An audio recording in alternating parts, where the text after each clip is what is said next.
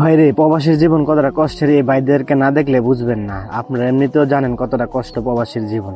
দেখেন ভাইগুলোর আকামা নাই, তাই দেখেন রাস্তা রাস্তায় ঘুরে, রাস্তা রাস্তায় পলায় পলায় থাকে।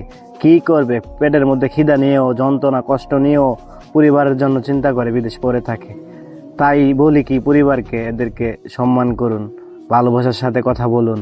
দেখেন এই ভাইটি, দেখেন আকামা নাই, দেখেন কতটা কষ্ট করতেছে, পুলিশের দাওয়াত থেকে কতটা বাঁচার জন্য কতটা কষ্ট করতেছে। আপনারা দেখলে কি বলবো ভাই। ভিডিওটা একটু শেয়ার করে দিবেন।